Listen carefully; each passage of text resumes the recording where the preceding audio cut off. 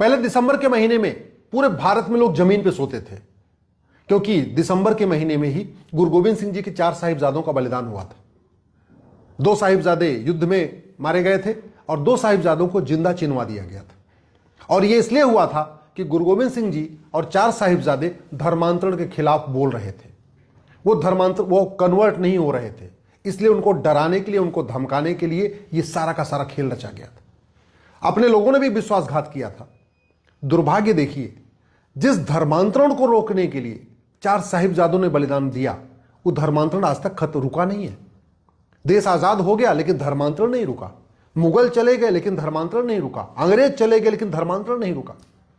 गुरु तेग बहादुर जी का बलिदान धर्मांतरण के खिलाफ हुआ।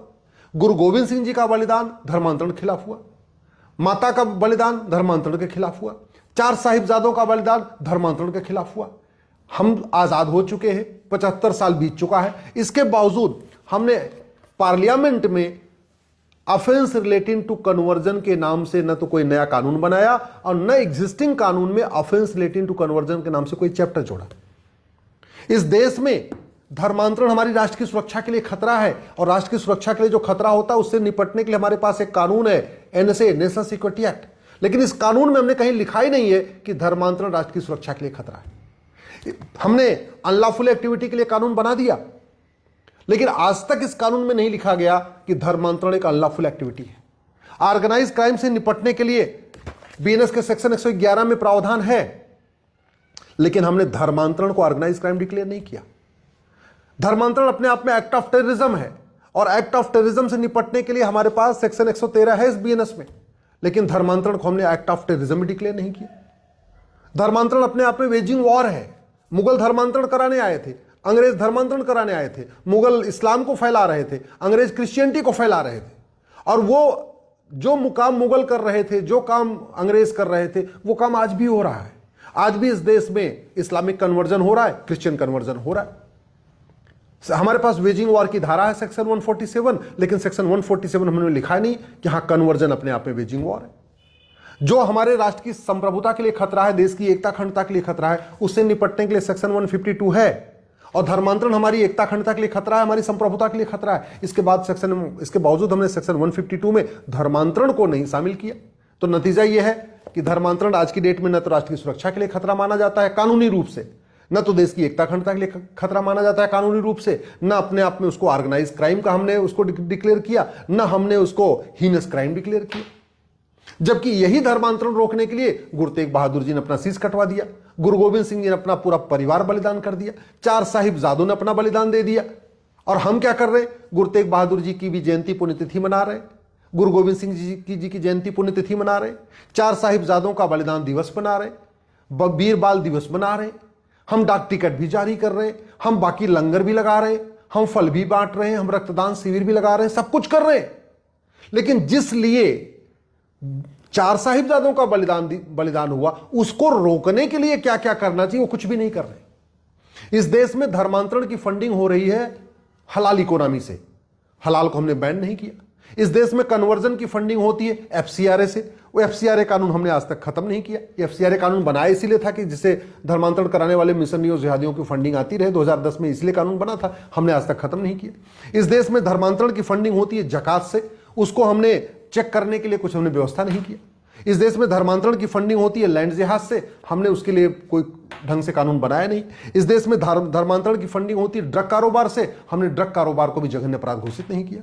और सबसे आश्चर्य की बात, पूरब से पश्चिम, उत्तर से दक्षिण तक पूरे देश में धर्मांतरण हो रहा है।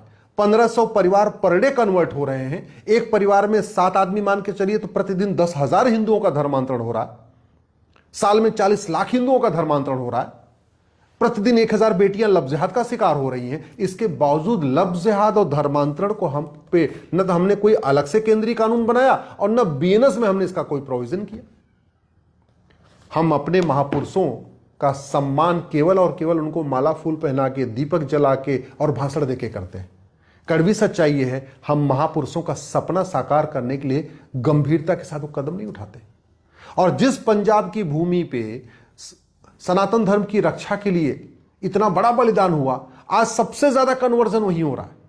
चलो पंजाब की सरकार नहीं बना रही है, लेकिन केंद्र में कानून तो बन सकता है। भाई तमिलनाडु की सरकार नहीं बनाएगी, लेकिन अगर केंद्र में कानून बनेगा तो तमिलनाडु पे लागू होगा। केरल की सरकार धर्मांतरण रोकने के लिए कुछ नहीं कर रही है, लेकिन अगर दिल्ली में कानून बन जाएगा, पार्लियामेंट बन जाएगा, वो तो फिर कश्मीर से कन्याकुमारी और पंजाब और गुजरात और केरल हर जगह लागू होगा। इसलिए मैं कहता हूं धर्मांतरण को राष्ट्र की सुरक्षा के लिए खतरा घोषित करना जरूरी है। धर्मांतरण को देश की एकता अखंडता के लिए खतरा घोषित करना है। यदि हम चार साहिबजादों का सम्मान करते हैं, यदि हम गुरु तेग बहादुर जी और गुरु गोविंद सिंह जी का सम्मान करते हैं, चार साहिबजादों का सम्मान करते हैं, तो हमें तत्काल भारत की ये नेशनल सिक्योरिटी एक्ट को बदल देना चाहिए और लफ्ज़ जिहाद और धर्मांतरण को राष्ट्र की सुरक्षा के लिए खतरा घोषित करना चाहिए। यदि हम अपने गुरुओं का सम्मान करते हैं, हम चार साहिबजादों का सम्मान करते हैं, तो ये जो अनलॉफुल एक्टिविटी है इसको बदल के इसमें लफ्ज़ जिहाद और धर्मांतरण को अनलॉफुल एक्टिविटी डिक्लेयर कर देना चाहिए। यदि हम गुरुओं का सम्मान करते हैं, हम अपने चार साहिबजादों का सम्मान करते हैं, तो सेक्शन 111 को बदलना चाहिए और लफ्ज़ जिहाद और कन्वर्जन को ऑर्गेनाइज क्राइम डिक्लेयर कर देना चाहिए। यदि हम वास्तव में अपने गुरुओं का सम्मान करते हैं, वास्तव में अपने चार साहिबजादों का सम्मान करते हैं, वास्तव में हम सनातन धर्म को बचाना चाहते हैं, तो लफ्ज़ जिहाद और धर्मांतरण को एक्ट ऑफ टेररिज्म डिक्लेयर कर देना चाहिए। तत्काल सेक्शन 113 को बदलना चाहिए और उसमें अमेंड करके लफ्ज़ जिहाद धर्मांतरण को एक्ट ऑफ टेररिज्म डिक्लेयर करना चाहिए। यदि हम गुरुओं का सम्मान करते हैं, चार साहिबजादों का सम्मान करते हैं, तो बीएनएस के सेक्शन 147 को बदलना चाहिए और लफ्ज़ जिहाद और धर्मांतरण को वेजिंग वॉर डिक्लेयर करना चाहिए। यदि हम अपने गुरुओं का सम्मान करते हैं, चार साहिबजादों का सम्मान करते हैं, तो बीएनएस के सेक्शन 152 को बदलना चाहिए और लफ्ज़ जिहाद और धर्मांतरण को भारत की संप्रभुता के लिए, भारत की एकता अखंडता के लिए, भारत की फ्रेटर्निटी के लिए, भाईचारा के लिए खतरा घोषित करना चाहिए। मैं पूरे जिम्मेदारी के साथ कहता हूं, जिस दिन ये कठोर कानून बन गया 90% धर्मांतरण तुरंत रुक जाएगा, 90% रुक जाएगा। जिस दिन हमने फंडिंग बंद कर दिया और कठोर कानून बना दिया, उस दिन 90% धर्मांतरण रुक जाएगा। हलाल इकोनॉमी बंद हो जाए, एफसीआरए की फंडिंग बंद हो जाए, हवाला की फंडिंग बंद हो जाए, ड्रग कारोबार बंद हो जाए, क्योंकि सारा पैसा इधर से ही आ रहा है।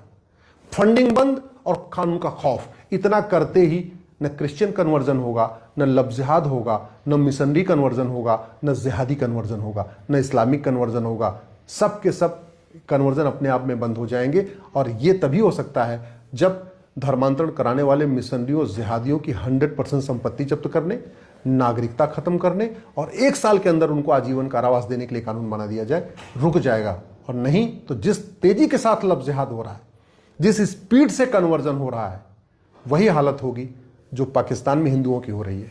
अगर कन्वर्जन नहीं रोका तो हिंदुस्तान की वही हालत होगी जो बांग्लादेश में हिंदुओं की हो रही है। अगर कन्वर्जन नहीं रोका तो जो हालत अफगानिस्तान में हुई है वही हालत भारत में होगी। ऑलरेडी 9 राज्यों की डेमोग्राफी बदल चुकी है। 800 जिलों में से 200 जिलों की डेमोग्राफी बदल चुकी है। 6000 तहसीलों में से 1500 तहसीलों की डेमोग्राफी बदल चुकी है। बॉर्डर के 300 तहसीलों की डेमोग्राफी बदल चुकी है। और एक बात याद रखिएगा, धर्मांतरण रुकेगा कानून से।